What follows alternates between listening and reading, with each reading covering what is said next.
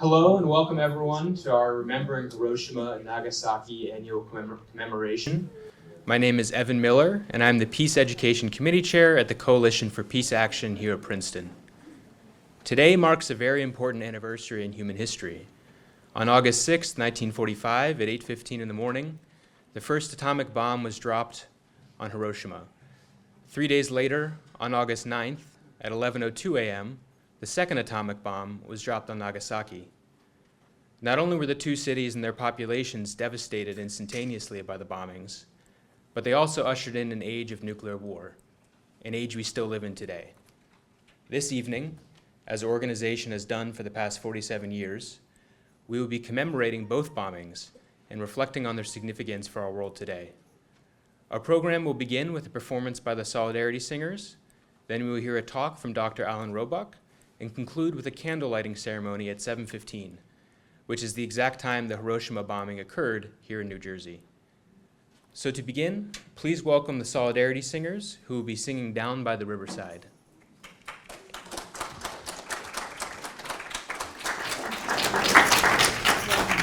Thank you, everybody. Can you hear me? Can you hear me okay? Yeah. Thank you, everybody, for that gracious welcome. I should let you know that our fearless leader, Ben Zarofsky, is not here tonight. He's actually on a very well-deserved and long-delayed vacation. So I'm Catherine Riss. I'm going to head us up on the guitar. We've got Carol Allen, we've got Diane Beanie, we've got Heather, I don't know your last name. Corella. Corella, who's our newest member, and Mickey Diener. Diener. I was going to say Durian, but that wasn't work. Close. And so I don't think any of the people in the nice photo you have in your program is actually here tonight, unless that's you, Diane, in the front. I couldn't quite tell. But we keep on keeping on. We get new people in, old people, fade away or can't do it anymore. But let's face it, we still need solidarity. We still need to encourage those who are on the forefronts of the various struggles for a greener, safer, freer, more just world and society. That's what we're all about. And the other thing I should let you know is that when it says that we're going to perform, that's really a little optimistic. What we're going to do is lead you. And you all have no excuses for not singing, because if you open up your nice program, you will find a song sheet inside with all the words to all the songs. So this will equip you for the next time you're out at one of these events where you need to be able to encourage yourselves or each other by singing some of the great music of past struggles and of future struggles. So let's sing together, Down by the Riverside. How many of you know this already? Good. Yes, You were here last year. I'm going to ask to sing with us. They're going to sing with us. Can you hear me? All right, yeah. Just so you know, Carol doesn't have her hearing aid with her tonight, so, that's okay. We all have to keep on keeping on, right? Yeah. So those of you that know it can sing a little louder so that people next to you can pick it up faster.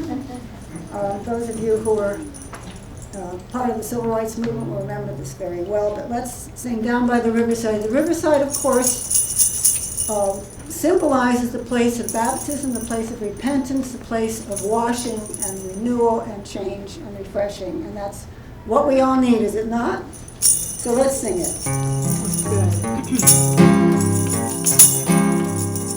Here we go. Lay down My sword and shield, down by the riverside. Lay it down. Down by the riverside. Lay it down. Down by the riverside. Gonna lay down my sword and shield, down by the riverside. Study war no more. I ain't gonna study war no more. I ain't gonna study war no more. Ain't gonna study war no more. I ain't gonna study war no more. Ain't gonna study war no more. Ain't gonna study war no more. Lay down guns and bombs. Gonna lay down those guns and bombs.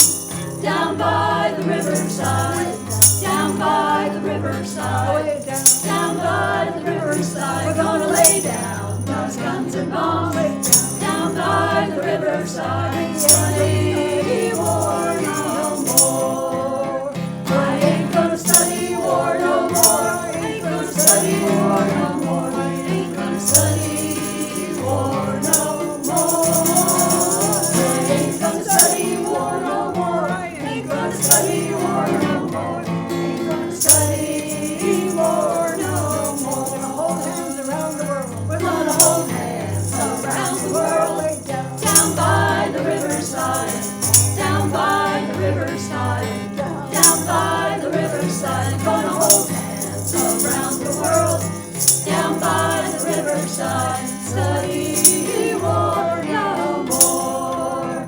I ain't gonna study war no more, ain't gonna study war no more, ain't gonna study war no more. I ain't gonna study war no more, ain't gonna study war no more, ain't gonna study war no more.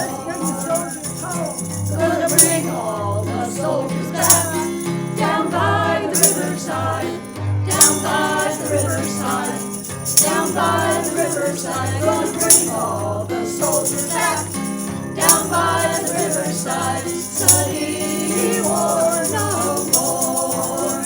I ain't gonna study war no more, ain't gonna study war no more, ain't gonna study war no more. I ain't gonna study war no more, ain't gonna study war no more, ain't gonna study war no more. Bury those Gonna bury those atom bombs, but not by the riverside, not by the riverside, not by the riverside. Gonna bury those atom bombs, but not by the riverside, study war no more. I ain't gonna study war no more, ain't gonna study war no more, ain't gonna study war no more. Ain't gonna study war no more, ain't gonna study war no more, ain't gonna study war no more. Gonna build us a world of peace, down by the riverside, down by the riverside, down by the riverside. Gonna build us a world of peace, down by the riverside, study war no more. I ain't gonna study war no more, ain't gonna study war no more, ain't gonna study war no more. I ain't gonna study war no more, ain't gonna study war no more, ain't gonna study war no more. One more time. I ain't gonna study war no more, ain't gonna study war no more, ain't gonna study war no more. I ain't gonna study war no more, ain't gonna study war no more, ain't gonna study war no more.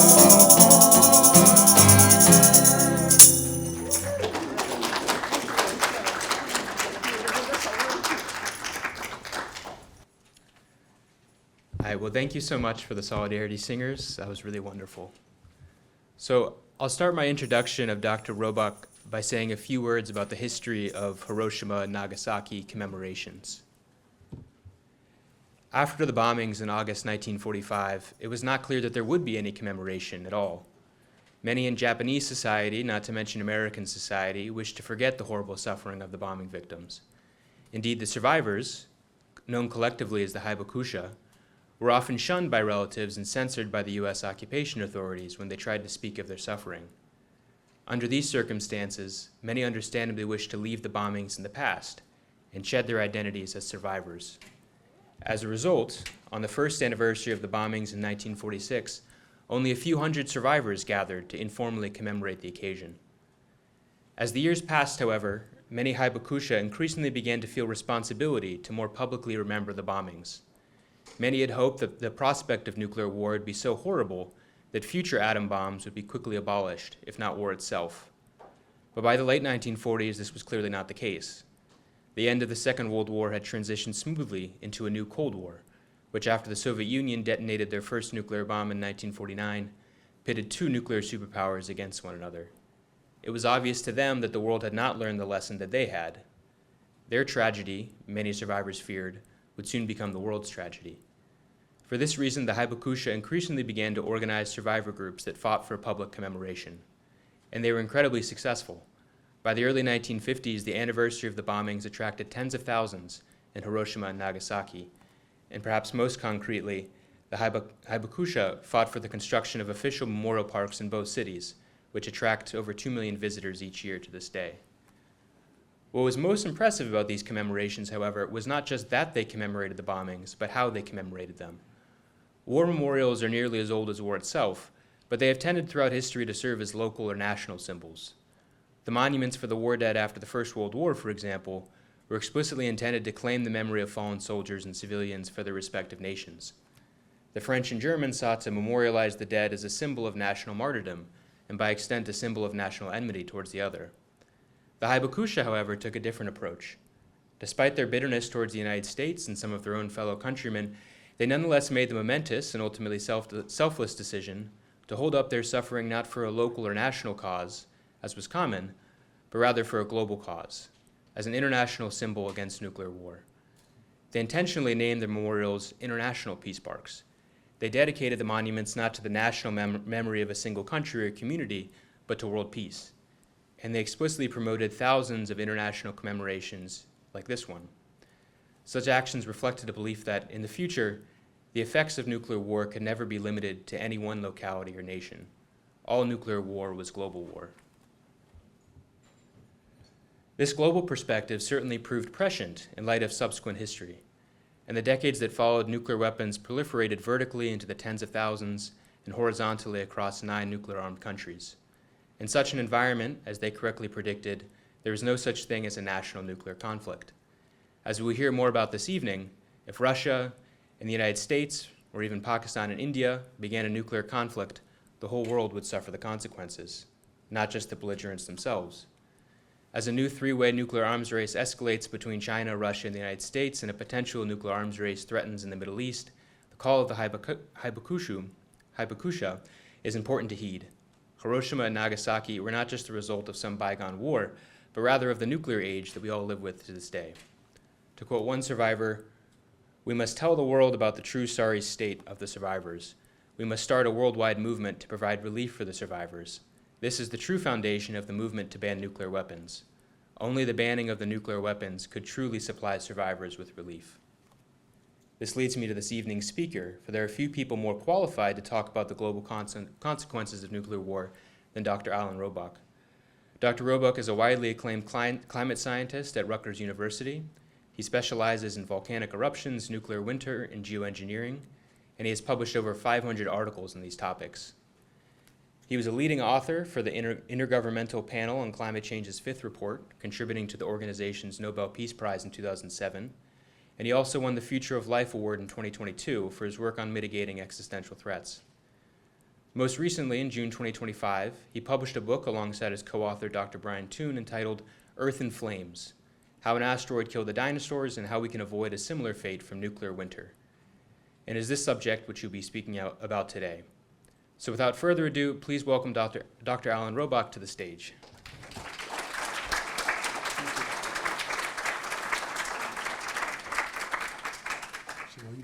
Thanks very much for inviting me.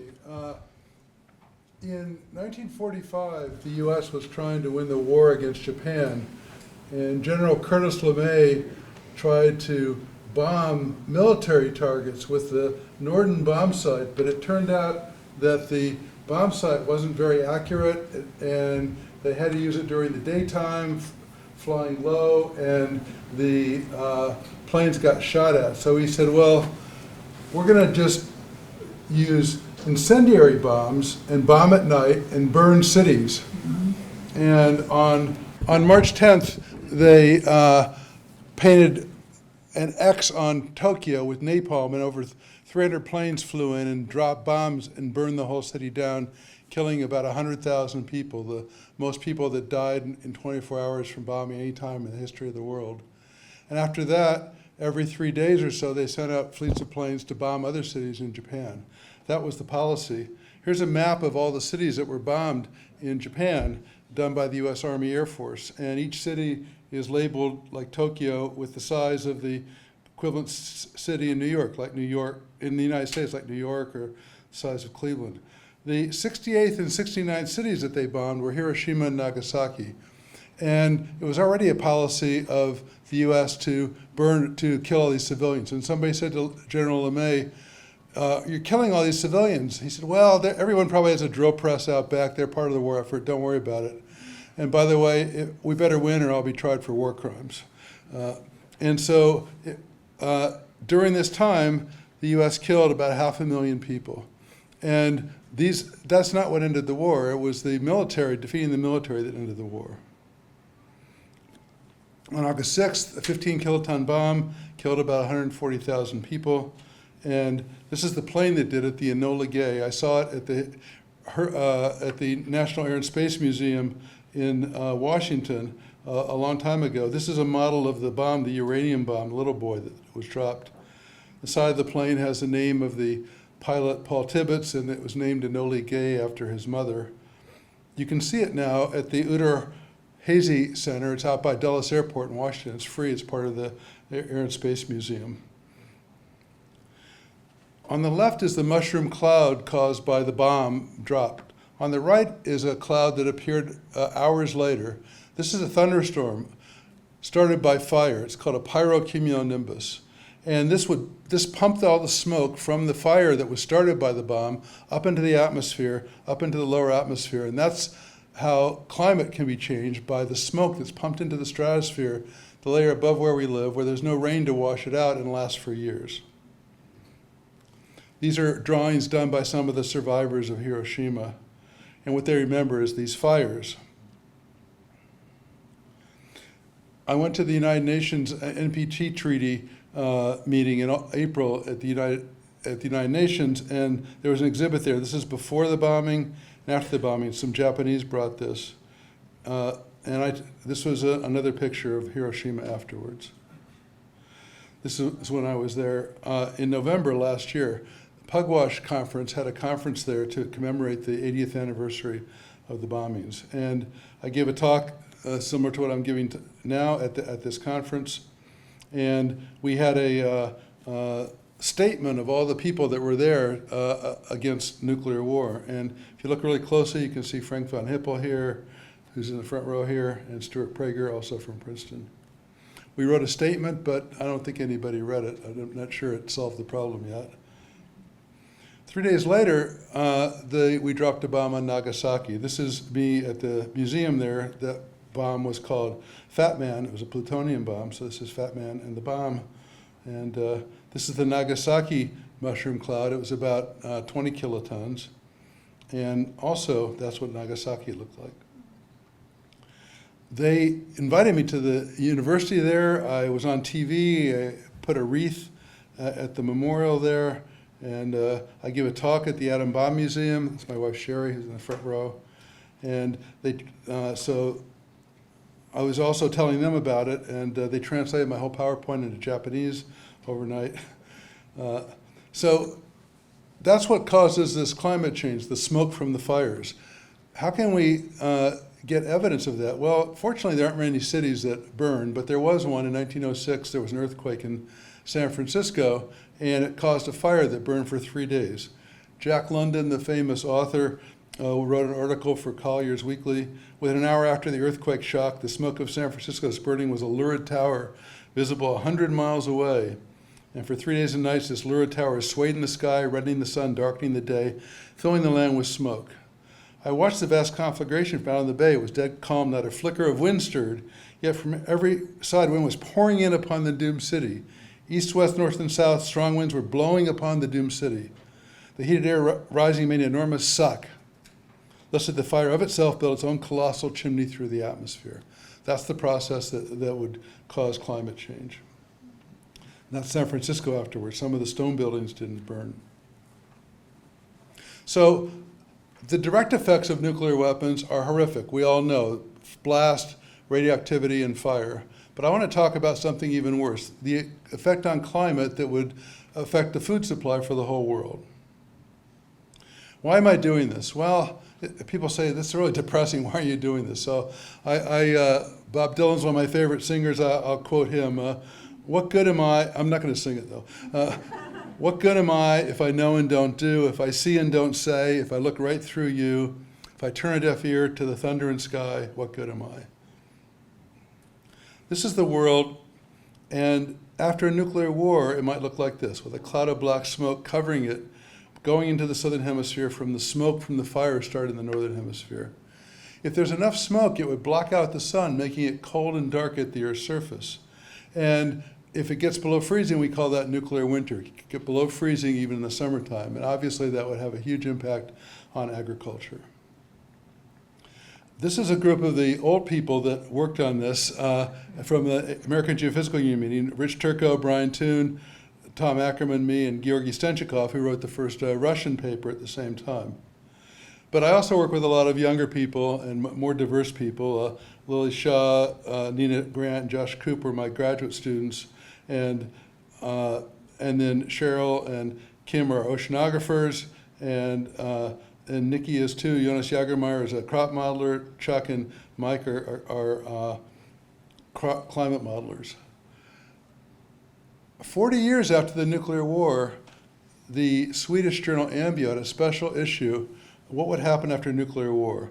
And they asked Paul Crutzen and John Birks, who are chemists, to talk about what would be the air pollution like. And they're experts on ozone depletion. Paul Crutzen later got a Nobel Prize in chemistry. And they said, you know, there would be fires after a nuclear war, and that would block out some of the sun. And ozone chemistry is a photochemical reaction, so maybe it would affect ozone. And by the way, it might cause climate change. Nobody had thought of that before. Their article was called "The Atmosphere After a Nuclear War, Twilight at Noon." They said climate modelers really had to work on this. Black smoke absorbs sunlight. It would heat the lower atmosphere, but also would prevent it from getting to the surface, so that would be heating and cooling. They weren't sure which way it would go. It turns out the smoke goes up into the stratosphere, and that's why we get cooling, because it's not warming the surface. After that, they did that, climate modelers got to work. So there was a paper by Americans, Turco, Toon, Ackerman, Pollack, and Sagan, and a paper by Russians, Alexandrov and Stenchikov, and both found that there would be nuclear winter. So here's a graph of the total number of nuclear weapons on the world.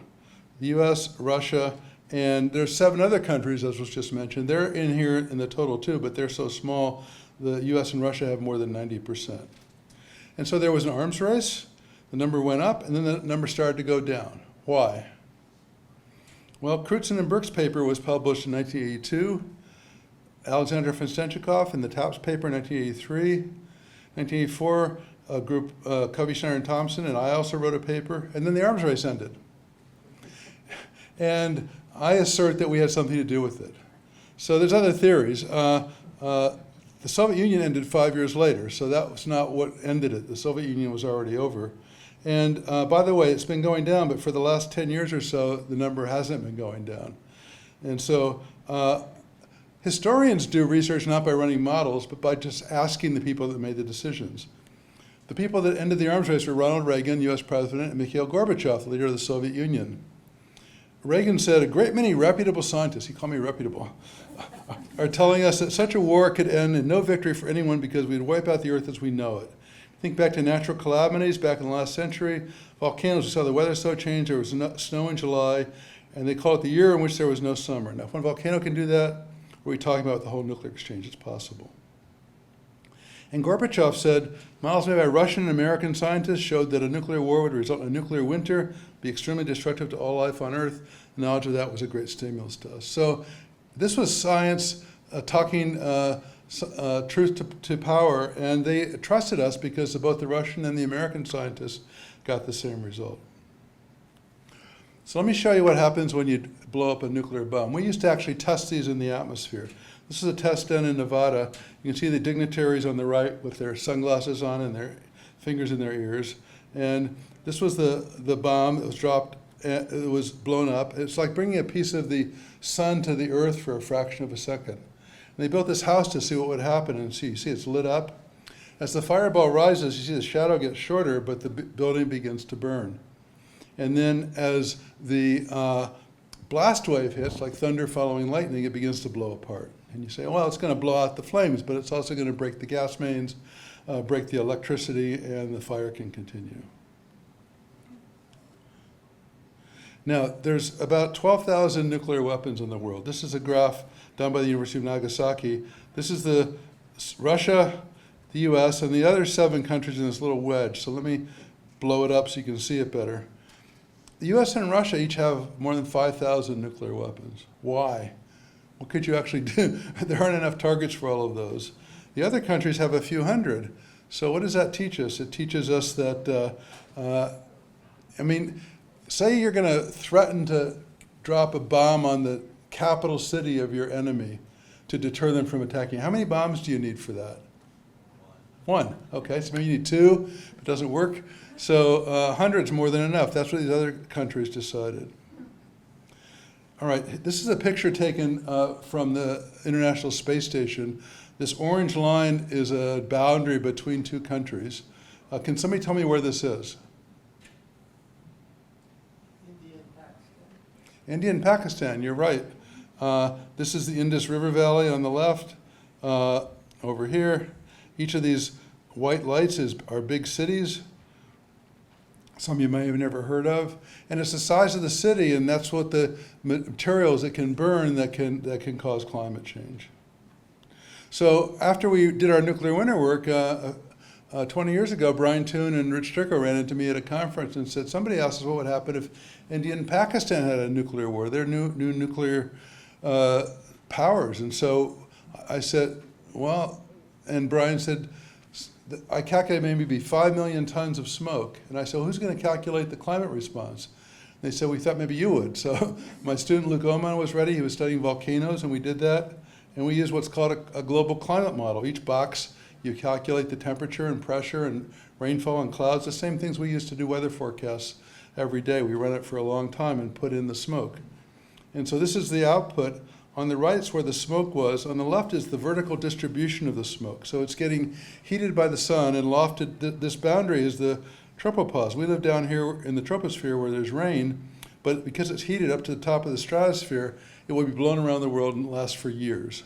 So it'll be much more effective than particles in the lower atmosphere. And at the time we did it, I plotted the blue line, which is global warming, which is real and it's a problem, but that's another talk. The red is what would happen. It would be instant climate change, not gradual climate change. And it would be global climate change unprecedented in recorded human history. And this is just for 115 kiloton bombs. And so what about this lofting of the smoke into the stratosphere? Well, it turns out there are big forest fires every once in a while. And so we wrote a paper a couple years ago in Science showing that there was a big forest fire in Canada, and the smoke plume rose from 12 to 23 kilometers within 2 months owing to the solar heating of black carbon. This is a graph from the paper. 3 of these lines are observations from satellites. 3 of them are simulations by the climate model. And clearly you can see the rising of the smoke. So this gives us more confidence that our models, which are putting much more smoke in, are doing the right thing. So I know you all read the Nepali Times. This says a small limited nuclear war, that says FLIC, can maybe grow into a larger war. And so it turns out that it could be much worse. This is a Trident submarine, could have 100 nuclear weapons, 100 or 500 kilotons, not 15, making each one more powerful than 1,000 Hiroshimas. Frank will tell us that that's not the total that actually each submarine has, but it's close enough. And so the U.S. has 14 Tridents. That's about half of our arsenal. So we have the possibility of not 100 Hiroshimas, but 25,000. And Russia has the same, so it's 50,000. So we did a simulation. What would happen if the U.S. and Russia had a nuclear war? And that would produce 150 million tons, teragrams, not 5. And so this is where the smoke would go. And a year later, we said, well, is it really nuclear winter? Because people were criticizing the previous work. Was it really nuclear winter? And so we took a place, turned just by randomly, it was in Ukraine. And we said, what would happen there? And so this is a graph of the temperature at the ground, the daily minimum temperature. The black is a line from the current climate. It's warm. It's 20 degrees Celsius, 70 degrees Fahrenheit in the summer, and it gets below freezing in the winter. But if you put the smoke in on May 15th, it would get below freezing and stay there for a couple years. So clearly, no agriculture there, and the same thing would happen in the middle of the continents around the world. So the amount of smoke that goes in the atmosphere determines how much cooling you get. And we told this story of India and Pakistan having a nuclear war, or the US and Russia, but it doesn't really matter where the conflict is, it's the amount of smoke. So you could imagine scenarios of US and China, or Iran, or Israel, or some other countries being involved. And so this is just one way of getting, so these are scenarios of 5 to 150 teragrams, millions of tons of smoke, depending on the size of the weapons and how many are used. In the right column is the number of direct fatalities. So in World War II, about 50 million people died. So India, Pakistan, 5 teragrams of smoke, half the number. 16 teragrams, the same number as World War II. US and Russia, 360 million people. It would be horrible, but I'm going to tell you it would be 10 times worse if you account for the effect on agriculture. So we calculated with our climate model how the global temperature would change for these different scenarios. And the red one, for example, is 50 teragrams. Global temperature would get 5 degrees Celsius colder. That's about the same temperature it was during the last ice age, and lasts for 5 years or so. And what's really important, though, is food. So Lily Shah, my former student, we just went to the art museum with her and her family today.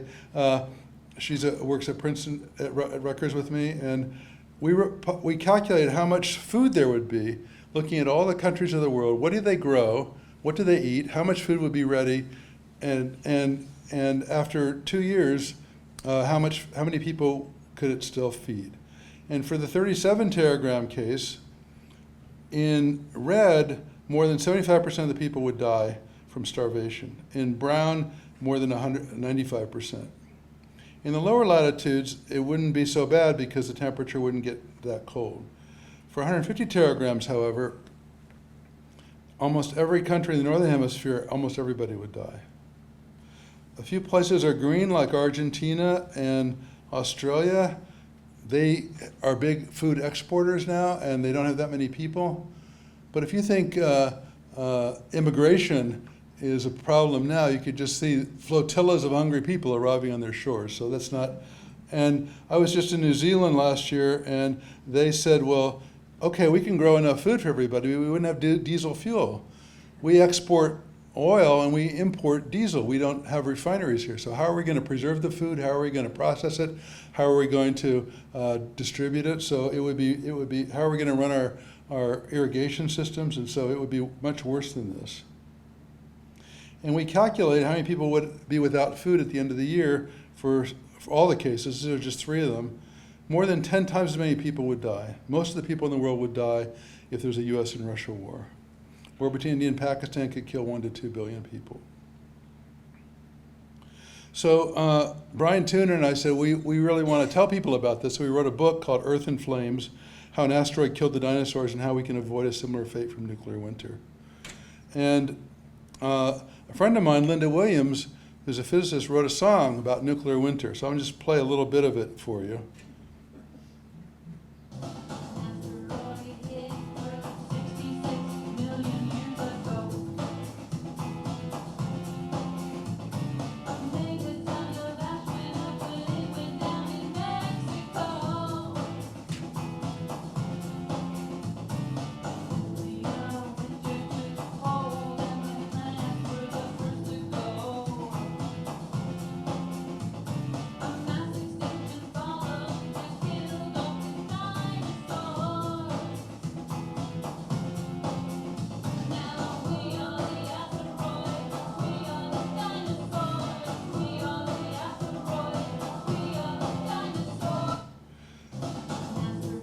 So I thought that was a really good way to frame it. We are the asteroid, we are the dinosaurs.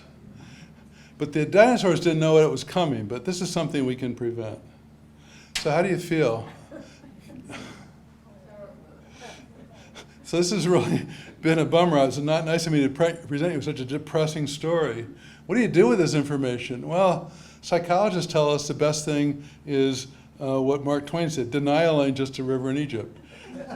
Pretend you didn't hear it, go home and let somebody else worry about it. It's too hard to think about. But my reaction is to try to do something about it. I want to try and prevent this from happening. So I'll just tell you a little bit about what I've done. Brian and I wrote article, Self-Assured Destruction. Most people think it's mutual assured destruction. If you attack me, I'm going to attack you back. But it turns out if we have a first strike, if we attack Russia and they don't do anything back, we're all going to starve to death from the climate effects of the smoke. So for deterrence to work, they have to believe that we're going to be suicide bombers. It makes no sense at all. They say, oh, no, that's not what we meant. We want our weapons not to use them, but for deterrence. And first of all, deterrence doesn't work. There are many examples of deterrence, nuclear weapons not deterring attacks on nuclear nations.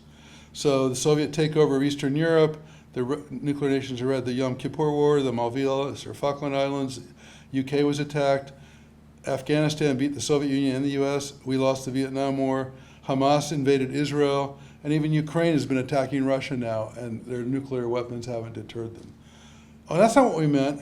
We wanted to deter other nuclear nations. Well, there haven't been wars, big wars. There have been some small wars between India and Pakistan. There haven't been big wars between nuclear nations. But why? Is it deterrence? There's been a general decline in violence, growth in international commerce, international organizations. Even if deterrence was a theory that made sense, it would have to last forever and perfectly. There could be no mistakes. And so there have been many nuclear close calls, however. So this is a long list. It's in our book. I'm just going to mention a couple. This is I took this picture in Havana. This is the 3 regiments arrived in Cuba with a total of 36 operational rockets from Russia with 36 nuclear warheads. Each one had a megaton, 77 times more powerful than the bomb that dropped on Hiroshima. And you all look old enough to know that about with the Cuban Missile Crisis, the U.S. Discovered them and told Russia, you have to remove them. And when they didn't, they put a blockade around Cuba. And it was a very tense time. And October 27th, 1962 is commonly referred to as Black Saturday. First of all, a U-2 spy plane was shot down over Cuba that day. And then there was a Russian submarine off the coast of the U.S., and they had a nuclear torpedo that nobody knew about. And 2 of the 3 admirals there wanted to launch it, but Vladimir Arkhipov, the lead admiral, said no. And so he's called the Future of Life Institute gives awards to people that saved the world, and he's called a man who single-handedly prevented nuclear war during the height of the Cuban Missile Crisis. I had the surreal experience of being invited down to Cuba a couple times to meet Fidel Castro and give this talk. And I brought him a Rutgers baseball cap, and he spent 3 hours telling me his whole life story. You can go to my webpage and read all about it. But the real Martin Sherwin said the real lesson of the Cuban Missile Crisis, the lesson that's consistently resisted because it marginalizes the value of nuclear weapons, is that nuclear armaments create the perils they're deployed to prevent, but are of little use in resolving them. So, and then also in 1983, it looked like there were 5 U.S. missiles coming toward Russia, and Stanislav Petrov said, no, I think that's an accident. Turns out it was reflections off the clouds, and he did not start a nuclear war. And so how many other accidents have there been that we don't even know about? So we've come close many times. Luck really isn't a good strategy. I was a lead author of the IPCC report, and I got nuclear winter put into the report for the first time in the 5th assessment report. I gave a TED talk. Brian Toon gave one about dinosaurs and nuclear war. That's why he wrote the book. He had a lot more people watch his than watch mine. I went to the International Campaign to Abolish Nuclear Weapons, organized 3 international conferences on the humanitarian impact of nuclear war. And that includes the horrific direct effects, but also the effects from famine. And so I went to the one in Oslo, I went to the one in Mexico, and then they went to the United Nations, and they were able to get a treaty to ban nuclear weapons. And now it's the hard part, getting people to sign it. It turns out 100 countries have now signed that treaty. So most of the world is telling these 9 nuclear nations, we don't want you to have nuclear weapons. But I just saw this chart. This is the 9 countries, and every one of them is increasing their spending on nuclear weapons. This is the 2025 annual total and the increase from 2024. there's a treaty on the nuclear nonproliferation that has a review conference every 5 years. So I was invited to go to the UN to give a talk about this in April. This is Zia Mian, also from our Physicist Coalition. He was there also. And then we wrote an article that was just published in Physics Today last month. Lily and Zia and I did. And we said, unfortunately, the 5-yearly conference failed for the 3rd consecutive time since 2010 to reach a consensus about the treaty's implementation and progress, reinforcing a sense of the worsening crisis in the nuclear order. So the conclusions are the current arsenal can produce nuclear winter. Nuclear winter could kill most of humanity. More people could die in India or China than the US or Russia, even if no bombs are dropped there. There's no nuclear weapons in the southern hemisphere. All those countries are worried that they're going to suffer if people in the northern hemisphere have a nuclear war. Nuclear weapons can be used if they exist. A nuclear war could start tomorrow by accident, hackers, computer failure, bad sensors, or unstable leaders. It's not hard to think of a few unstable leaders among the 9 countries that have nuclear weapons. Let's start with ours. Yeah. But in addition, there's Putin, and there's Netanyahu, and there's Kim. I mean, there's a lot of them. So the only way deterrence could work between nuclear states is if states believe other states are willing to kill themselves by using their nuclear weapons. The only way to prevent a global catastrophe is to get rid of nuclear weapons. If they don't exist, they can't be used.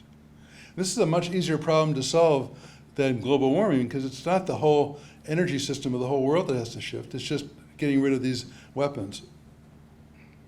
So ICANN got the Nobel Peace Prize in 2017 because of for its work to draw attention to the catastrophic humanitarian consequences of any use of nuclear weapons, partly based on our work, and for its groundbreaking efforts to achieve a treaty-based prohibition of such weapons. When Beatrice Finn, the executive director, accepted the Nobel Peace Prize in Oslo, she said, the story of nuclear weapons will have an ending, and it's up to us what that ending will be. Will it be the end of nuclear weapons, or will it be the end of us? One of these things will happen. The only rational course of action is to cease living under the conditions where our mutual destruction is only one impulsive tantrum away. And this is when Kim and Trump were arguing about whose button was bigger. Carl Sagan, who worked on the first paper, they said, Carl, don't you want to keep our nuclear weapons to deter an attack? He said, for myself, I would far rather have a world in which the climatic catastrophe cannot happen, independent of the vicissitudes of leaders, institutions, and machines. This seems to me elementary planetary hygiene as well as elementary patriotism. You can see what a great communicator he was. I agree. Elementary planetary hygiene demands we eliminate them much faster. Dr. Seuss said, unless someone like you cares a whole awful lot, nothing's going to get better. It's not. So when I give these talks, people say, so what can I do? You feel kind of helpless. So in 2012, I was on sabbatical living in California. I was hiking in Mount Tamalpais, and my phone rang, and I said, hello. I said, hi, this is Daniel Ellsberg. And I thought it was some recording asking me to give money to some anti-nuclear cause, but it was actually Daniel Ellsberg. He had found out about my work on nuclear winter and invited me over to his house at Kensington, and we talked, and in his book, The Doomsday Machine, he put a lot of information about what we did in it, so that was great. And unfortunately, he died 3 years ago, and I was in Berkeley 3 years ago. I spent some time with him then. There's a new short film, 30 minutes, about Daniel Ellsberg on the nuclear threat, and I highly recommend it. If you've got your phone, you could take the QR code or just write down an ordinary insanity. It's free to watch, and it's wonderful. He talks about how the most unstable part of our arsenal is the land-based nuclear missiles, because the Russians know where they are, and so if we think we're being attacked, we have to launch them in 5 or 10 minutes, or we use them or lose them. And nobody can make a decision like that quickly. So the first step we can do is, rather than spend $1 trillion, hundreds of millions of dollars, hundreds of billions of dollars building new weapons, burying them in the ground that we can't use, it's just to spend that money getting rid of the ones that were there. If you really want to use nuclear weapons for violence to solve problems, you can use the ones on the submarines and on the airplanes. And you can also write to your congressional representative, encourage them to support the United States taking lead in new nuclear arms control agreements. The New START treaty has expired. We have no arms control treaties right now. So this QR code will take you to the same part of the same webpage, and there's a link you can just write to your members of Congress.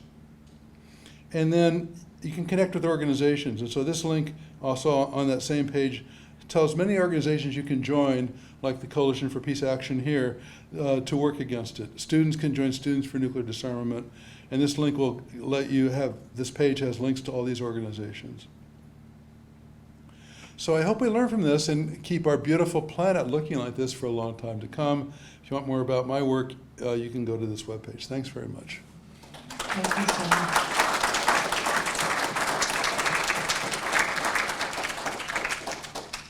33 minutes, I did it in time, good. So do we have any questions? Or, sorry, is that what you're doing next? Questions? No? Thanks.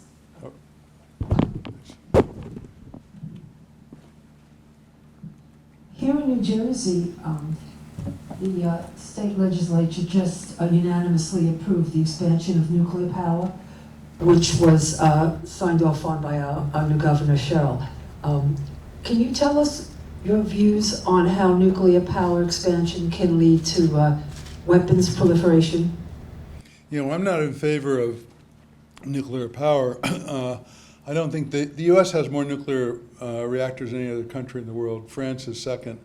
I don't think it makes sense to turn them all off immediately, but I don't think we should build any more. In order to produce fuel for nuclear power, you have to enrich uranium. You use low enriched uranium. The same process could enrich it higher to make bombs. It produces plutonium, and so the plutonium can be processed, and you can use that to make bombs. And so when we had a program called Atoms for Peace. We gave nuclear reactors to India. They said, you can have nuclear power, but you can't use it to make nuclear weapons. Whoops, they did anyway. And then we said, okay, never mind. And so that can allow you to make nuclear weapons. There's a lot of other reasons why solar power and wind power is enough to power the world, but that's another talk. Going back to August 1945, am I right in saying that there was absolutely no need to carry out all that firebombing and, of course, the nuclear attacks, because Russia was coming down from Manchuria and Japan was virtually on the precipice of surrendering anyway, so it was totally uncalled for? Well, So that's not my area of expertise, but as I understand it, Russia entered the war just in August, so that was one of the major reasons that Japan surrendered. But I'm not sure whether in the beginning of 1945 that was on their radar. But it turns out killing civilians doesn't stop war, and doesn't end a war. Just look at what Russia and Ukraine are doing now. Killing civilians isn't going to win a war. Stopping the military is going to win a war. But the best way is to talk about it, not to keep bombing each other. But you're right. The Russians entering the war was an important thing to Japan. That Japan was within 2 days. Yeah. At the time they dropped those bombs, Japan was about to surrender anyway. That's right. Is this on? Yes. I want to stay with 1945. When I attempted to interview my father before he passed, he served in the Army Air Corps, and he flew missions over Germany. And I was asking him about the atomic bombs, and I said, what did you make of that then? This was probably in the 80s or 90s when I was talking to him. And he said, we were told it was the next best weapon. And I said, so why use it? He said, well, we were told, senior military and the president, that if we didn't do that, we didn't stop them, we'd have to invade Japan. So, okay, then I said to him, all right, I get Hiroshima now, that's a rationale. But what about Nagasaki? 3 days later, if I'm not mistaken, there were no cell phones, there was no satellite, communication was very limited. In your research and history there, do you have any sense of what the rationale was then to drop the second bomb in 3 days? And this to me, and we're going back there, and you've showed us tonight and reminded us that we not only can't use nuclear weapons, we don't need them. but we're the only ones that have. So I'm curious if that rationale is something that somebody could use again. And what was it, if there is such a rationale, legitimate? Harry Truman didn't even know about atomic bombs until Roosevelt died and he became president. They told him about it. And they told him, you know, the uranium bomb that was dropped on Hiroshima wasn't even tested. It was so simple. You take two pieces of uranium, you blow them together, and it explodes. And they were sure it was going to work. The bomb on Nagasaki was a plutonium bomb. That's what they tested in Alamogordo. It was much more complicated. They had to compress the plutonium. As I understand it, they were planning to make them and use them as long as they could until the war ended. Truman approved the use of the first one. He didn't even know that they were going to drop a bomb on Nagasaki. He was surprised by that too. And when he learned about it, we learned about the horrific carnage, he said, no more, you can't, there was a third one that was just about ready. They said, you cannot use any more atomic bombs without my explicit permission. It's not the military is not in charge, I'm in charge. And that rule that the president has to approve it has lasted for 80 years. And right now, unfortunately, there's only one person that can make that order, and there's no way you can stop it if people follow orders. And so he was horrified by it and stopped it after he heard about the second one. So it just sort of happened. It wasn't something that was organized. It was just built it and used it, and nobody knew what it would do, how horrible it would be, and so there was no plan. It wasn't an organized plan. I think we just have time for one more of them. Okay. I brought tonight some photographs that my father took of Hiroshima a couple weeks after he was in the Army. And so he had access to film, so I have many, many pictures of the devastation of Hiroshima. He was actually in Hawaii when it dropped the bomb, but they sent him to Japan. And I also have a letter that he wrote to my mother. He wrote to my mother every day saying what a blessing it was, because he always told me that if they hadn't dropped the bomb, he would have had to invade. And I'm sure that was the propaganda, but that's what everybody believed. That's right. You know, my father was in the Navy, and he was, after several years, they realized he was an economist. He was looking at aerial photos and to determine how the war effort was going. So he went to Nagasaki right after the war and got a Jeep and went to these steel plants to see how much they were producing, to see whether their analysis of the piles of coal and things were right. And the guy says, I'll tell you how much we're making if you tell me how much other companies making, because they want that secret. So he said he didn't see much damage in Nagasaki, but I think he went to the downtown part of Nagasaki which wasn't bombed. The bomb sort of missed downtown and was in a valley to the side of the town, and so that's one reason why it didn't kill as many people. And there were some mountains there that diverted the effect, and there wasn't a pyrocumulonimbus, there wasn't a firestorm in Nagasaki. Unfortunately, the target point was the biggest church, Christian church in Japan. They dropped the bomb right on that, where there were some. So yeah, it was all horrific, and we've been lucky that we haven't had another nuclear war. But it's possible today if there's an accident or somebody is crazy. And the reason we're in this situation is the same reason we have global warming. It's greed. People are making money, keep doing business as usual. In that movie that Daniel Ellsberg I mentioned, he talks about how it's Northrop Grumman and Lockheed and Raytheon and all these companies that are making so much money from building weapons that want you to believe in deterrence and want you to be scared and want you to keep going.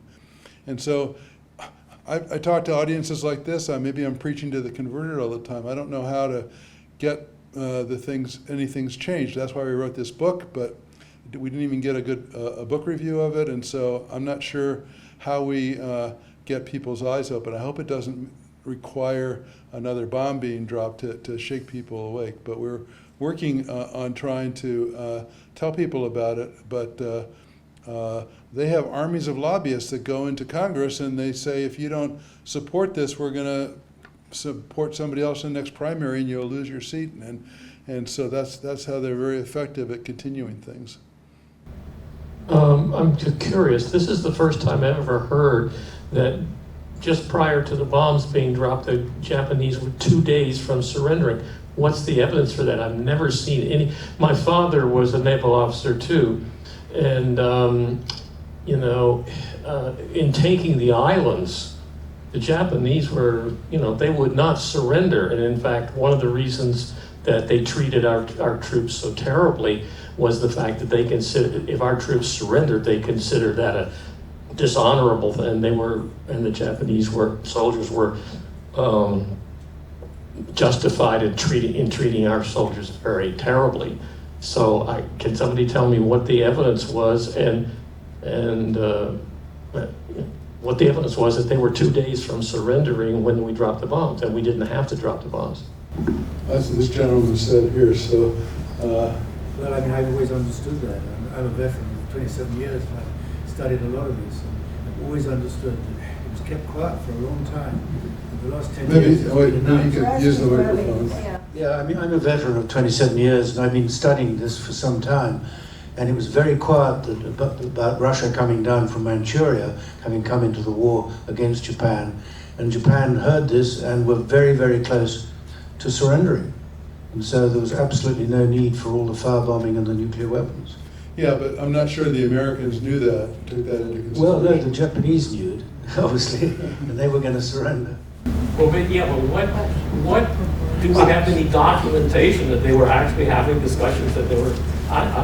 I appreciate your question, and I think you're very valid to ask it, but it's not our speaker's area of expertise, so it's difficult. I'm just asking him to say what was the documentation that says that they were actually. You can dig it up. We'll find it. Yeah, like she said, it's not my area of expertise. I've heard the same thing, that one of the reasons that Japan surrendered even after the bombing was because of Russia coming in. So where's the evidence for that? You find it. Do research. There's a book entitled The Decision to Drop the Bomb by Gar Alperovitz, I think that's his name. He's spoken here, actually, at Princeton. We had him up here for a conference. So if you want more documentation, good investigation of that stuff. That's the decision to drop. I think it's a fair question, and I think the book is a great suggestion about finding out more. It's also the first time I heard of it, so I don't want you to feel like this is something that other people knew. We have to go to the next thing, so this is part of the reason why I'm wrapping this up, because there's a plan, and also the library's going to close, and we're working on the timeline based that way. So I would like to thank Dr. Roba for his presentation.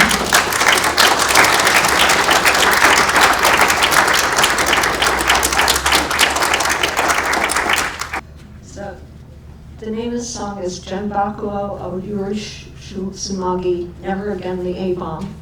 It was sung by the Central Chorus of Japan.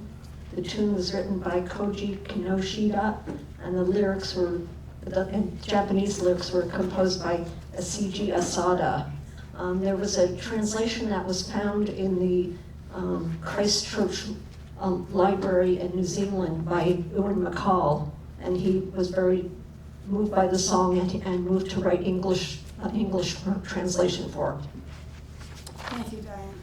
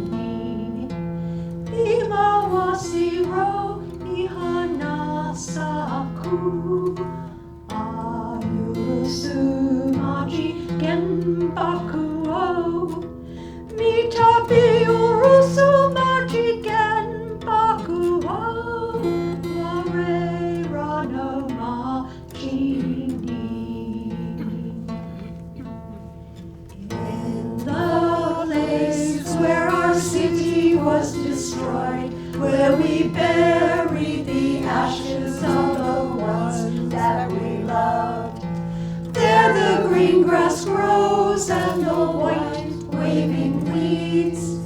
Deadly harvest of 2 atom bombs. Then brothers and sisters, you must watch and take care that the 3rd atom bomb never comes. Gentle rain gathers poison from the sky, and the fish carry death in the depths of the sea. Fishing boats are idle, their owners are blind. Deadly harvest of 2 atom bombs. Then landsmen and seamen, you must watch and take care that the 3rd atom bomb never comes. The sky hangs like a shroud overhead, and the sun's in the cage of a black lowering cloud. No birds fly in the leaden sky. Deadly harvest of 2 atom bombs. Then brothers and sisters, you must watch and take care that the 3rd atom bomb never comes. All that we have created with our hands and our minds for the glory of the world that we live in, now it can be smashed in a moment, destroyed. Deadly harvest of 2 atom bombs. Then people of the world, you must watch and take care that the 3rd atom bomb never comes. Furusa tono machi akare, meori no huneu mesi yaketsuchi ni. Imawasi ro ihanasaku, ayurusu machi genbaku o. Mitabi urusu machi genbaku o. Ware rano machi ni.